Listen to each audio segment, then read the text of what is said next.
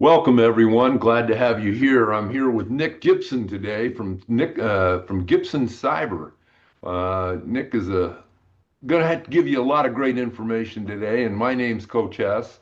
I've been working with businesses for the last 8 years as a business coach, and one of the things that always seems to come up around the holiday seasons, Nick, is all of a sudden I start getting these messages that are like, hey, you got a refund coming. This package wasn't delivered on time. Make sure you link here. Call me there. Do this, do that. And I'm thinking, wait a minute, what's going on? It looks kind of official from Amazon. Might even have a logo. Like, what's going on with that kind of stuff? Because I don't feel good about it. You shouldn't feel good about it. It means that you have information out there that is being utilized for nefarious purposes, meaning that someone has your email, your phone number, or something like that, and they're trying to get at you in some way.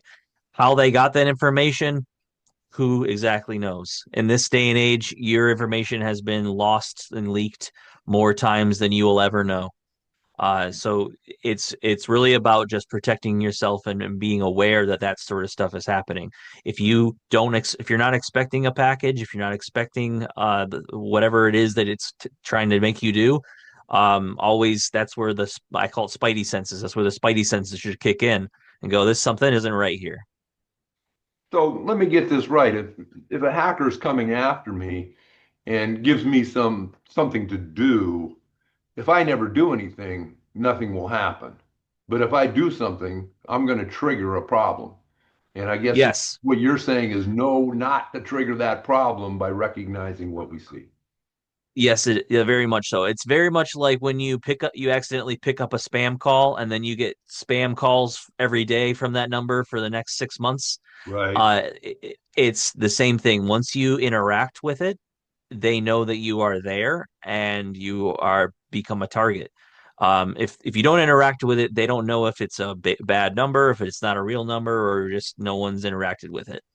Um, It seems the, it seems like there's a certain need to spread that information for people that have corporation companies because I'm sure that it's not, everybody can be affected by this kind of thing, right?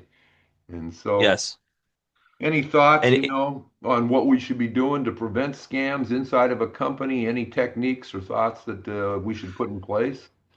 yes, the number one thing that any company should be doing is user training. You need to be telling your users what to look for and what to do when they spot something, how to respond to it, who to contact, what the process is when that happens. For example, if they get a phishing email in, what do they do with it? Do they send it to IT? Do they report it some way? Right. What do they do with it? Or do they just delete it? Having those standard operating procedures in and training your users is by far the most valuable thing that you could do for any business. Outstanding.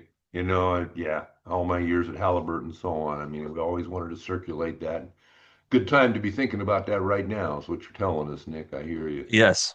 Hey, Hmm. how about when we're out traveling around? We're out there and I've got my laptop with me. I'm going into a nice little place in the airport. It's got a Wi-Fi connect and so on, and I'm going to hook up and send some financials around and kind of get my bank statements cleaned up before I go to a holiday, jump on the plane. What do I got to worry about? Um, you have to worry about moving through other networks, unknown networks that you are not familiar with. So when I'm out in and about, I never connect my phone to a public Wi-Fi directly. If that makes any sense. So what I do is I connect to it and then use a VPN if I need to. But my first line of defense is always using cellular data, my cell phone, using a hotspot if I need to, or just using my cell phone in general. That's my own network that I Mhm. carry around with me. Right. So it's a lot harder for them to break into that. Where you get into trouble is when you're trying to connect to the coffee house or the airport Wi-Fi or all this other thing, or trying to open up Bluetooth connections to other devices that you don't know about in the area, or even having Bluetooth on during those situations. Right. I always turn my Bluetooth off unless I really need it while like on the plane or something like that. If I'm just moving through an airport, I have it off because it's just a avenue of attack that is unnecessary for me to have So on. if somebody does make an attempt at attack at a Bluetooth connection or those type of things, how fast can they get stuff? How fast does it happen, man? What happens? I mean, they can get instant data from your phone. It's very much like you're carrying around a Wi-Fi router at all times, and they're just connecting. You're connecting to open Wi-Fi. That's basically what you're doing with your phone. It's called a personal area network. So within 3 meters of your person, and that's what Bluetooth is. You walk around with this little network that you're moving around with, and anyone can connect to it. Man, that just blows my mind when I start thinking about iterative AI and where things are going Mhm. over to that bubble around me you just described. But isn't that something? It's just like a network. Got to pay attention to that. Hey, the third thing on it, maybe is kind of on my mind. December's financial season. I mean, Yes. we got bonuses, we got donations, we've got last minute invoices, all kinds of reasons for attackers probably to strike because they like money first and foremost, of course. What's your perspective on that, in terms of the financial side from a business email compromise potential or anything like that? Any thoughts there? Yes, between November 1st and January 1st, I like to call it hack season. It's the number one time when people and attacks are happening. Why? Because what you just mentioned, money is moving. When money is moving, cyber criminals are moving. Just like regular criminals, either or when you're trying to move a prisoner from one prison to another, they are much more vulnerable while they're in transit than they are at the two prisons. Interesting analogy. Yeah. Yeah. Yeah, so the same exact way. So when during this time, you should be on high alert.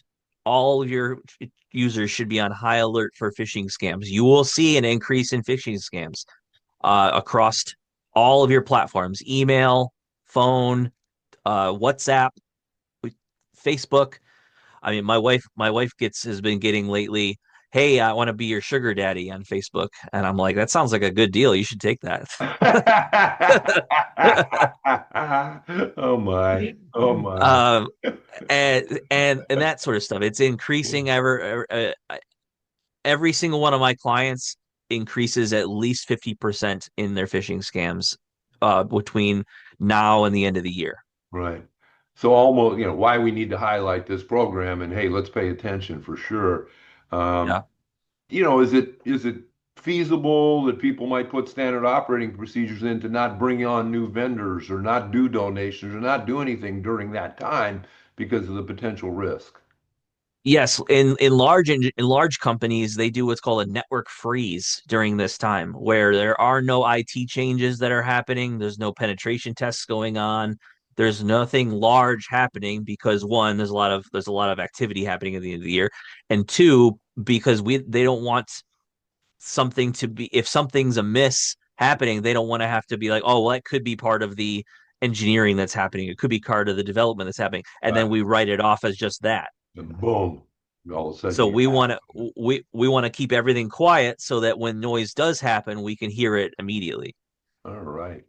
Well, jumping from the corporate vision, right, which we're focused on there, into kind of our own personal lives around Christmas, we get all kinds of presents, and we've got kids with new machines and all kinds of IoT devices and so on. Is there anything we should be paying attention to around all of that coming into our homes and starting up with, multi-gaming factor? We're playing games with kids all over the world. Who knows what's going on with all that? Any thoughts there, Nick, of kind of advice on that? Because it's going to happen. Yes, and coach, I think we could even do a whole another session just on this topic alone because it's a very vulnerable area right now. There are there are parental controls for these devices, but they are all individual and they are all hard to set up. It's very much like trying to use a computer in the early 90s. It's not very intuitive. Some features are just not even built that you want to have, Right. and all this sort of thing. So, for example, I wanted to stop my kids from watching YouTube on regular parent YouTube, non child YouTube on their devices, and specifically the Fire Stick. on Amazon Fire Stick. Well, to do that, you need to have parental control on the Fire Stick device itself and then on each application. So YouTube, Netflix, Disney Plus. So I you have to have codes on every single one of those. So Wow. basically, it's Who's like going to back take in the the day time when to you had do that? exactly, Yeah. exactly.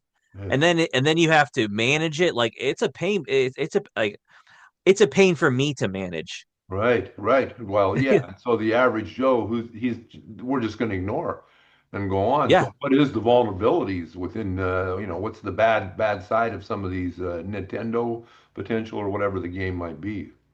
Yes, I mean you're already have you're I'm seeing a lot of things about things like Minecraft and Roblox where they're being infiltrated by predators, by people wanting to show explicit content, by people wanting to meet up with your kids Right. and all these sort of things. They've infiltrated these online places where they know that young children go.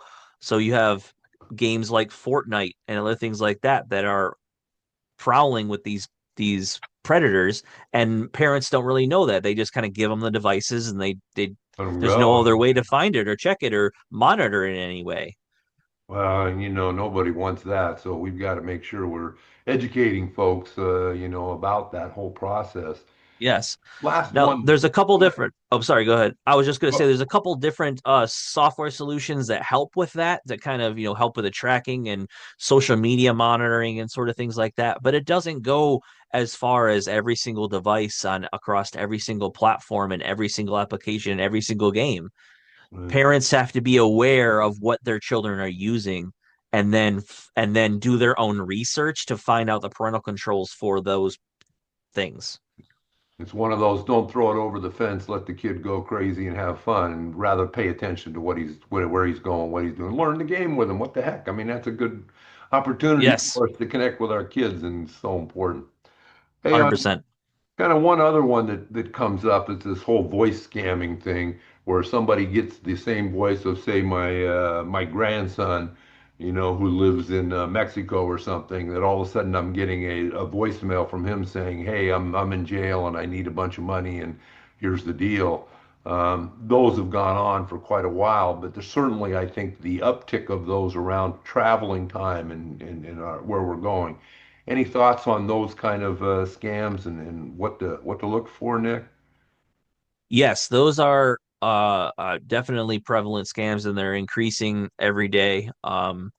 Uh, there are times this time of year is especially when people are traveling, like you were saying, is a time when that happens. And then when people going when kids are going off to college or something along those lines is also another time. So basically right now, the fall time frame.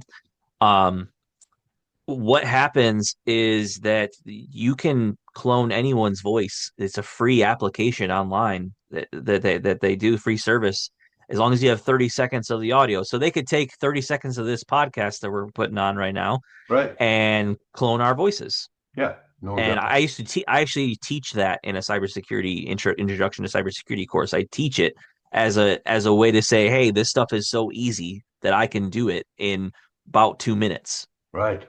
Wow. And then alls I do is I wait till 3 a.m. I call your number when I know you're not going to pick up. I leave that message as a voicemail and tell you no, you don't go to the cops. Call the Bitcoin.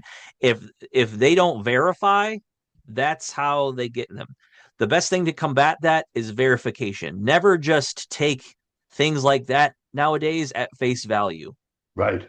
if if your daughter or son, it sounds like they're calling you because they are in distress and they say don't call the cops, call the dang cops or Call them. contact, yeah, or call them, Yeah.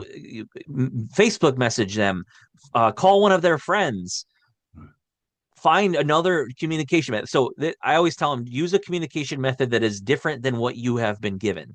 So Right. if they're calling you, email your daughter or Facebook message them or Ah, WhatsApp good message advice. Yeah.